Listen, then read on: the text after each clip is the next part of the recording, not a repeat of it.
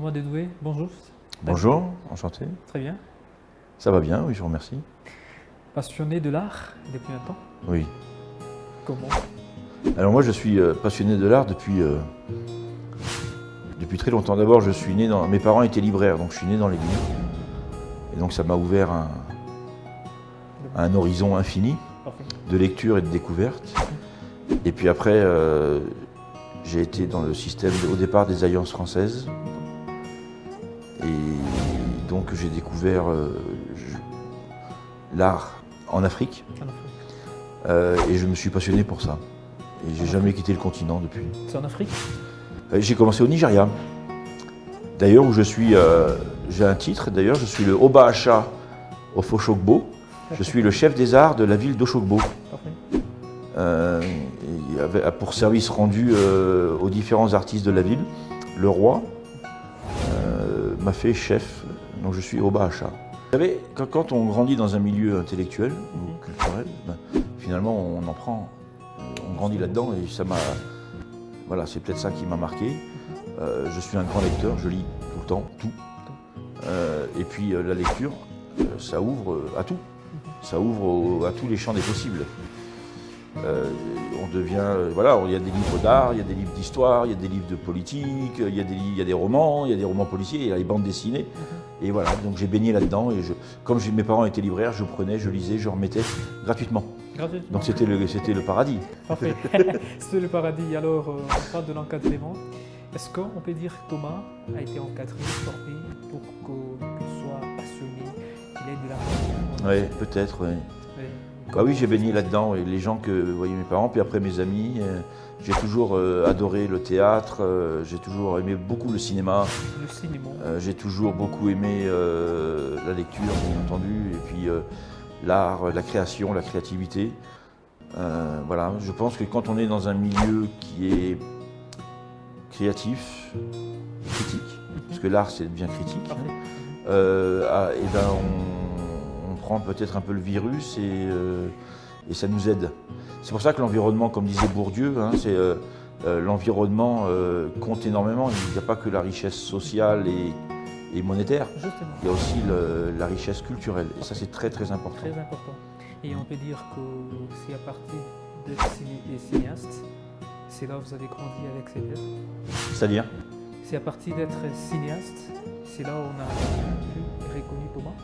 Moi, j'ai jamais été cinéaste. Par contre, j'ai fréquenté beaucoup les cinémas pendant ma jeunesse. Et quand j'étais étudiant à Lyon, la chance de cette ville, c'est qu'il y avait plein de cinémas, ce qu'on appelle les cinémas d'art et d'essai. C'est-à-dire que c'est pas là où on voit le blockbuster, mais on voit les petits films à petit budget qui tournent que dans quelques petites salles. Et on voit des merveilles, des fois des choses qui sont pas terribles, mais on voit des fois des merveilles. Et j'ai beaucoup été imprégné de ça. Et c'est pour ça que quand je suis arrivé à Lubumbashi, à l'Institut français, j'ai tout de suite travaillé avec Jackson Bokassa, fils Ngeleka, sur le ciné-club pour qu'on fasse un ciné-club adapté avec des films francophones et aussi des courts-métrages et des films congolais. Donc on a beaucoup montré de films congolais. Uniquement congolais? Alors en fait, ce qu'on faisait, c'était un court-métrage congolais, un film africain ou francophone, ça pouvait être un film canadien, etc. Et ça faisait venir des gens et après il y avait un débat. On essayait d'avoir un film qui corresponde au thème du court-métrage et vice-versa. C'est ça. Et vous vous sentez à l'aise dans ce secteur artistique? Ah oui, je pense. Alors je ne suis pas artiste moi-même, je n'ai aucune légitimité artistique, mais je pense être, j'espère en tout cas être un porte-voix des artistes. Et puis, je gère l'Institut français, des équipes, et j'ai fait au mieux, en tout cas, pour que chaque type d'artiste, chaque art soit représenté, aussi bien la danse que la musique, que l'art pictural, la bande dessinée comme l'autre jour, ou voilà, la littérature, tout. Donc on essaye de promouvoir tous les artistes, et populaires, ou de haut niveau intellectuel, voilà, tout. Puisque l'art est pour tout le monde. Parfait. On a l'Institut français Aldé l'Étoile qui reçoit des jeunes, de la ville de souvent, oui. Parfait. Et qui viennent juste là pour de formation, de sa culture. On a différents types de formations. En fait, les formations, elles sont souvent à destination des artistes ou ce qu'on appelle des opérateurs culturels. Donc ce sont ceux qui qui ont des structures ou des associations ou des collectifs. Les formations sont sur la gestion de projet, la recherche de fonds. Et puis après, on a des formations sur la communication, par exemple. Ça, c'est des formations un peu générales. Puis après, des formations techniques, à travers le projet Catalyc, d'ailleurs. On a des formations techniques sur la prise de vue, la post-production. On va avoir une formation en septembre là, qui va venir, par exemple, sur la gestion de la musique par ordinateur, parce qu'on s'aperçoit qu'il y a plein de petits studios qui se montent avec des beatmakers et des ingénieurs du son, tous un peu dans leur coin. Et on espère pouvoir un peu les unifier à travers des formations et améliorer le niveau des artistes à travers l'amélioration des studios. Voilà, par exemple, voilà, on a plein de formations, c'est le nerf de la guerre, hein, les formations. On n'est pas qu'une scène ouverte, on est aussi un vecteur de formation. Parce que ce n'est pas nous qui faisons les formations, on fait venir des gens et on les accueille ici. Et puis, des gens de partout qui sont artistes. Ah ben, oui, les formateurs, on cherche les formateurs locaux d'abord, parce qu'il y a plein de gens qui sont très compétents. On travaille beaucoup, par exemple, avec le Signolou de M. Berry Numbi. Et puis, on a des gens locaux. Tout ce qui est en audiovisuel, il y a M. Douglas Massamouna, qui est très bon, qui peut assurer des formations, par exemple. Et puis sinon, on cherche à Keene, ou alors dans la sous-région. On travaille beaucoup avec des gens en Afrique du Sud, ou au Congo-Brazza, au Cameroun, et même jusqu'en Afrique de l'Ouest. Et puis sinon, on fait venir de France, pourquoi pas. Si c'est là, c'est des formations de très haut niveau, là on fait venir de France. Conditionné peut-être pour l'Institut français, est-ce que pour un artiste qui désire être grand, conditionné pour faire ses formations ici, c'est conditionné? C'est-à-dire conditionné? Conditionné, ça veut dire qu'il y a des conditions pour... Ah d'accord. Quelles sont les conditions? Écoutez, il faut se tenir au courant d'abord. Parce que nous, sur nos réseaux sociaux, à travers nos vecteurs de communication, on fait des appels à candidature. Par exemple, la semaine prochaine, il y a une formation, il y a des ateliers de danse contemporaine, traditionnelle. C'est un Gabonais qui vient, M. Amael. Donc on a lancé un appel à candidature. Parce que les places sont limitées, on ne peut pas avoir 50 personnes dans une formation. Donc là, il y a 15 personnes dans une formation. Alors si vous vous êtes pas greffé au Facebook ou à l'Instagram de l'Institut français, vous ne voyez pas ça. Donc il faut vous connecter à nos réseaux sociaux et être au jus des formations. Nous, on publie. Et puis après, quand on reçoit 15 candidatures, on ferme. Voilà, c'est aussi simple que ça. C'est simple que ça. Il y a combien peut-être de secteurs artistiques ici? Alors, nous, on travaille là, la formation de la semaine prochaine, c'est sur la danse. La formation dans 2 semaines, c'est sur la recherche de fonds. Je vous en parlais. Vous êtes artiste, comment faire pour chercher de l'argent pour un projet? Vous avez une structure culturelle, comment faire pour avoir des financements? Voilà, tout ça, c'est vraiment le nerf de la guerre. L'argent, pour les artistes, on dit toujours que les artistes, ils volent, ils sont créatifs. Mais s'ils n'ont pas cet aspect de recherche d'argent, c'est très compliqué. Très compliqué. Et oui, parce que l'artiste, il a besoin de vivre. Justement. Alors, il a beau créer, s'il ne vend pas son film ou sa peinture ou son spectacle, il ne va pas en vivre. Et l'Institut nous, on aide, mais il n'y a pas que l'Institut quand même. Il faut... on est un acteur important dans l'économie culturelle du Katanga. Mais le but du jeu, c'est qu'il y en ait d'autres. Et puis, il y en a d'autres. Le but du jeu, c'est d'identifier d'autres sources de financement. Parce que avec toute la meilleure volonté du monde, on ne peut pas tout faire. On a un budget et une fois on doit équilibrer ce budget sur l'année. Donc, on ne peut pas tout faire. Donc, il faut qu'on essaye de trouver. Il y a des fondations dans le monde entier, il y a des Congolais qui aident aussi.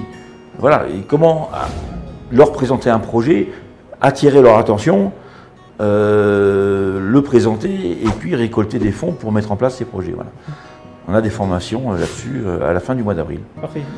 Et d'après vous, Thomas Dedoué, est-ce qu'on peut être chorégraphe, artiste, sans être encadré, formé? C'est possible? Non. Il faut des mentors comme partout. Hein. Dans l'art, je pense qu'il faut avoir du talent, mais ce talent, il faut le développer avec des rencontres qu'on fait avec d'autres. Vous êtes danseur, Si vous dansez tout seul dans votre coin, vous dansez peut-être très bien, mais voilà, il faut découvrir ce que font les autres danseurs. Vous êtes caché. Il faut se confronter, et ouvert. puis il faut regarder ce que font les anciens. C'est comme dans tout, hein. Il faut regarder ce que font ceux qui ont déjà de l'expérience. Et ces gens qui ont de l'expérience, généralement, sont toujours très enclins à former les jeunes. Voilà, il y a une boucle comme ça. Et dans l'art, c'est très important. Il faut rester soi-même, parce qu'un artiste, il ne copie pas. Un artiste qui copie, c'est pas un artiste. Ça veut dire? Un artiste un chanteur qui fait Fally, il ne fait pas Fally. Il n'est pas lui, il fait Fally. Un acteur qui joue comme je sais pas, un acteur connu, il n'est pas lui, il est l'acteur connu. Il faut trouver sa voie. Un artiste, c'est quelqu'un qui a la capacité intellectuelle de faire ce qu'il a au fond de lui-même, de le faire ressortir. Donc c'est très bien d'apprendre le jeu d'acteur des grands acteurs qui nous entourent, mais il faut trouver sa voie. Qu'est-ce qui fait que tel acteur est différent de tel acteur? C'est parce voilà, il a réussi à trouver sa voie. Mais Thomas, on peut dire que je vais chanter comme Céline Dion, je vais. Fally chante superbe bien, mais ça ne sert à rien de faire un Fally 2. C'est impossible. D'abord, c'est impossible, et puis ça sert à quoi? Voilà. Petit Fally, il ne fait pas Fally. Petit Fally, il fait quelque chose de différent de Fally. Voilà. Et puis celui qui va venir après fera quelque chose de différent. C'est ça qui est intéressant dans l'art. Peut-être souligner les constats, peut-être pour moi, d'après moi et ta mère, nous voyons des jeunes tellement passionnés de l'art, ouais. Et ils se façonnent eux-mêmes. Mais ça, c'est bien, ça. C'est bien. C'est bien. J'en vois souvent à l'Institut français, des jeunes qui arrivent,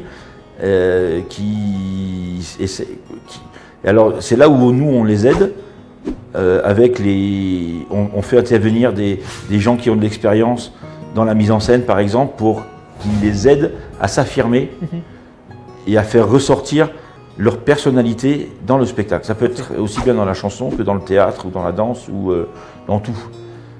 Et c'est pour ça que l'intérêt d'un centre culturel comme celui-ci, c'est qu'on voit des jeunes et des anciens. Parfait. Quand un jeune chanteur, il voit, par exemple, quelqu'un qui vient souvent ici, Francesco Cicala, oui. Qui donne des conseils, ces conseils, vous voyez ce qui se passe au Café Jazz, là, toutes les fins du mois, c'est fantastique. Là, on voit des jeunes qui font des choses que même eux, ils n'imaginaient pas pouvoir faire. Voilà, c'est ça, l'intérêt d'un centre culturel, c'est de mélanger l'expérience et la jeunesse pour faire ressortir un peu le meilleur d'entre les deux. Est-ce que vous arrivez parfois à deviner tel ce qu'il fait, c'est pas lui? Des fois j'arrive. Alors moi je suis pas artiste, oui, mais avec l'expérience, je le vois petit à petit, peut-être des fois. Mais j'écoute par contre ce que disent les autres artistes. Parce qu'entre eux, ils ne se pardonnent pas. Entre eux, ils ne se pardonnent pas. Et ils ont raison. Ils ont raison. Ça ne sert à rien de dire « Ah, c'est bien ce que tu fais si c'est pas bien. Voilà. C'est pas aider un artiste que de lui dire ça. Parfait. Moi, je suis franc avec les artistes, par contre. Si un spectacle qu'ils ont fait, ça pouvait être mieux, je leur dis. Parce que c'est les aider. Si c'est bien, je le dis aussi. Je ne suis pas quelqu'un de méchant et de sadique. Mais les points négatifs et les points positifs, il faut les faire ressortir. Dire voilà, ça c'est très bien. Là, c'était pas terrible. Alors, Bachir, vous appuyez l'encadrement artistique, Thomas Dedoué. Vous appuyez? Oui, bien sûr. Bien sûr, on fait ce qu'on peut. À travers, notamment, on est en train de mettre en place un projet, enfin on a mis en place un projet qui s'appelle le projet Cathalique, qui est... on s'appuie sur 2 incubateurs, donc le centre d'art Waza, que vous connaissez, tout le monde le connaît, et puis l'incubateur audiovisuel Katanga Hub, DL Multimédia. Et à travers ces 2 incubateurs, on identifie des projets et on les accompagne, on les finance jusqu'à ce qu'ils aboutissent. Donc il devrait y avoir une série de feuilletons, une série télévisée, par exemple, qui s'appelle Monsieur et Madame Bookson. Voilà, de Jackson Bukasa. On va avoir une application qui va permettre, avec votre téléphone et en réalité augmentée, quand vous allez dans une exposition, d'avoir des informations par rapport à l'œuvre, à l'artiste, etc. On va avoir on aide un des films de Serrano, Tamaria. Qu'est-ce qu'on fait? On aide le studio de Divine Bellotti, là, qui est vachement bien. C'est Louchi Art, j'ai oublié le nom de son studio, mais excuse-moi Divine. Mais voilà, et puis on a plein de projets comme ça avec Kayart, un petit projet de dessin animé. Il y a une créativité telle à Lubumbashi. On aide 6 projets, on en a reçu 60. Parfait. Voilà. Et peut-être le rôle de l'Institut français, puisque nous parlons de l'encadrement, le rôle de l'Institut français chez les jeunes, de former, encadrer, accompagner. Oui, le plus possible. Et puis offrir une scène.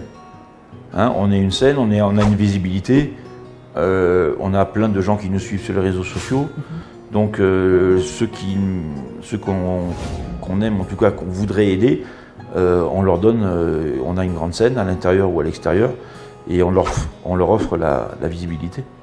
C'est ça, hein, les artistes, ils ont besoin de visibilité. Un artiste qui n'est pas vu, finalement. Et vous êtes d'avis aussi, un jour, vous voyez quelqu'un qui ne peut pas passer par ici, être évolué peut-être dans d'autres secteurs? C'est très bien. Bah oui, nous ne sommes pas le... D'abord, il n'y a aucune compétition, je pense, entre les centres d'art, entre Waza, Picha, Biasassa, la Katuba, ici, Manus de Francesco. Il n'y a aucune compétition. On n'est pas en compétition. Moi, je travaille, là encore, j'étais au téléphone tout à l'heure avec Madame Kabouya du WBI, là, les Belges. On travaille ensemble. On travaille avec Waza, on travaille avec Picha. Il n'y a aucune compétition. Et puis on est là, alors, sur des cadres un peu différents, avec des moyens un peu différents d'ailleurs aussi, mais sur des objectifs un peu différents. Mais finalement, on participe tous à l'évolution de la scène artistique buchoise. Vous aimez la musique? Bien sûr. Quel artiste ici à Lubumbashi? Ah, ici à Lubumbashi? Oui. Ah, c'est mon ami, RJ. RJ. L'une de ses chansons peut-être fan? Tia, bien sûr, celle qui est sortie. Comment qu'appelle là? Allez-y. Ah non, ça vaut mieux pas. Mais non, j'aime beaucoup. Écoutez, j'aime beaucoup RJ. Là, je suis content qu'il ait percé. Il est parti partout. L'artiste là qui a joué chez nous la semaine dernière, Mwaku, excellent. Excellent. Ah oui, très bien.